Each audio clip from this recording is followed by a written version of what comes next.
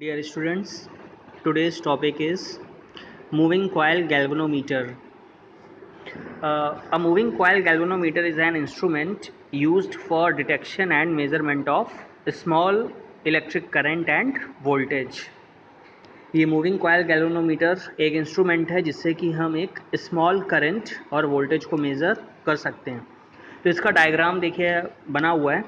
इसमें सबसे ऊपर आपको पॉइंटर दिख रहा है, बीच में देखिए 0 पॉइंट है और इसके अगल बगल 1 2 3 4 रीडिंग्स हैं, लेफ्ट हैंड साइड और right hand side both side.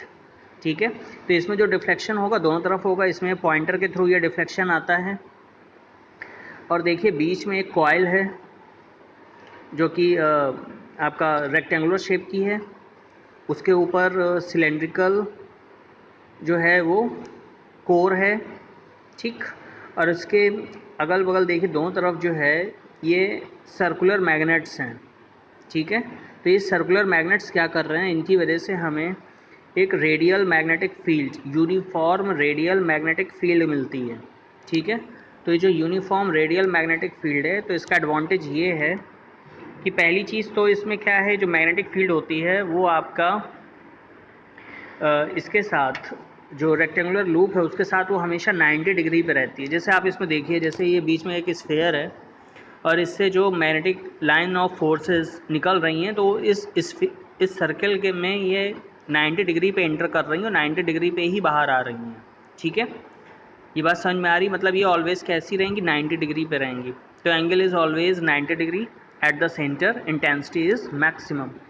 तो सेंटर पे जो इंटेंसिटी होगी वो मैक्सिमम होगी और टॉर्क भी मैक्सिमम होगा।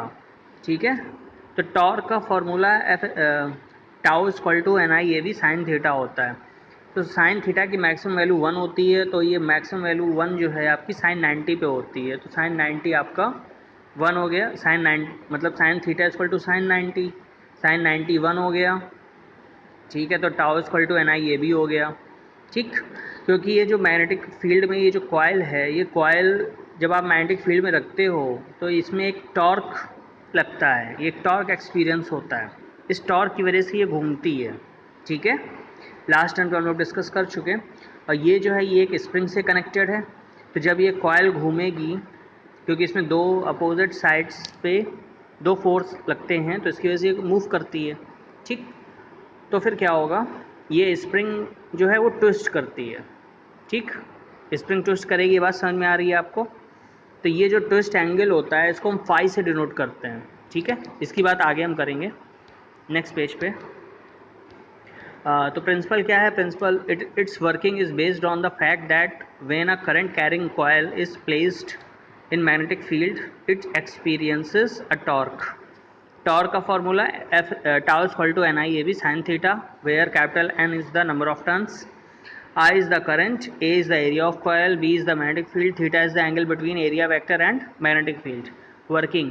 When the current flows through the coil, a torque acts on it, and which can be given as tau is equal to NI/AV, sin theta is equal to sin 90 is equal to 1. Since the magnetic field is radial by design, so we have taken sin theta is equal to 1.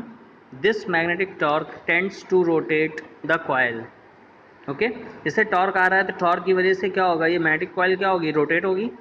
The spring provides a counter torque के phi, मतलब जो magnetic coil है वो आपकी अगर suppose clockwise rotate कर रही है, जैसे कि ये जो कॉइल है, ये कॉइल अगर ऐसे जा रही है तो इससे जो स्प्रिंग है, ये स्प्रिंग क्या करेगी, ये स्प्रिंग ट्विस्ट होगी।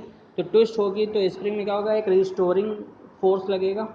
ठीक है, तो स्प्रिंग में क्या होगा, रिस्टोरिंग फोर्स लगेगा, वो उसको क्या करेगा, वो मतलब स्प्रिंग को अपनी रिस्टोर करने की कोशिश करेगा। ठीक है, जैसे कि आप स्प्रिंग को प्रेस करते हो तो स्प्रिंग भी क्या करती है, एक फोर्स आप पे लगाती है, जिससे कि वो क्या होगा, रिस्टोर होने की कोशिश करती है। ठीक, जैसे कि ये मान लो इधर जा रहा है तो स्प्रिंग क्या होगी, स्प्रिंग जो है इस पर एक अपोजिट फोर्स लगाएगी। ठीक है, मतलब वो क्या करेगी, वो चाहेगी कि हम जो है, मतलब इस तरीके समझ लीजिए, स्प्रिंग इसको वापस अपनी इनिशियल स्टेट पे लाने की कोशिश करेगी। ठीक है, तो इसको बोलेंगे काउंटर टॉर्क। तो काउंटर टॉर्क क्या है, K phi, that balance the magnetic torque NI/AV and results in the study angular deflection phi. ठीक है, तो जैसे कि स्प्रिंग को आप जब घुमाते इसमें कॉयल कनेक्टेड है, स्प्रिंग से कॉयल रोटेट करेगी तो स्प्रिंग भी उसी के साथ रोटेट करेगी। तो स्प्रिंग क्या करेगी, अपनी इनिशियल स्टेट पे आने की कोशिश करेगी, तो ये काउंटर टॉर्क जनरेट करेगी। तो वो जो काउंटर टॉर्क होगा टाउ एस इक्वल टू के फाई होगा।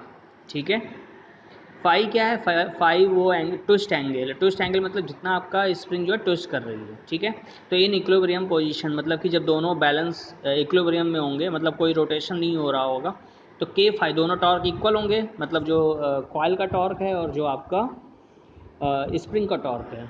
ठीक है, तो K phi equal to N I ये भी कर दिया, where K is the torsional constant of the spring is employs restoring torque per unit twist, मतलब जितना ट्विस्टिंग हो रही है। ठीक है, तो the deflection phi is indicated on the scale by a pointer attach to the spring. We have K phi, जैसे K phi equal to N I ये भी लिखा हुआ है, तो phi equal to N B A upon K into I. तो I proportional to phi हो गया, मतलब कॉइल में जितनी करंट होगी तो फाई जो है वो उतना ही ट्विस्ट एंगल उतना ही ज़्यादा होगा और उतना ही आपका पॉइंटर मूव करेगा। बात समझ में आ रही है? ठीक, hence the deflection produced in the is proportional to the current flowing through the galvanometer।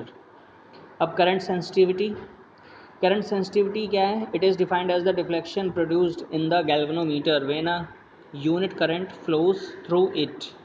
ठीक है, मतलब कि कितना सेंसिटिविटी का मतलब, जैसे आप ऐसे समझ लो आप कितने सेंसिटिव हो। आप सेंसिटिव का मतलब क्या, आपसे सपोज आपको कोई हल्की सी किसी ने स्विच चुभा दी तो आप कितना रिएक्ट करते हो, तो ये आपकी सेंसिटिविटी है। ऐसे ही जो गैल्वेनोमीटर है वो कितना सेंसिटिव है, इससे ये पता चलता है कि अगर हल्की सी भी करंट फ्लो कर रही है गैल्वेनोमीटर में तो उसका डिफ्लेक्शन कितना ज़्यादा आ रहा है, तो उसको उतना ही ज़्यादा सेंसिटिव मतलब करंट सेंसिटिव उसको बोला जाता है। तो सेंसिटिविटी समझ में आ गई होगी। तो करंट सेंसिटिविटी इसको आई एस से डिफाइन करते हैं, तो इसका फॉर्मूला होता है I S equal to phi upon I. ठीक है, तो फाई का फार्मूला आपको पता ही N B A upon K into I.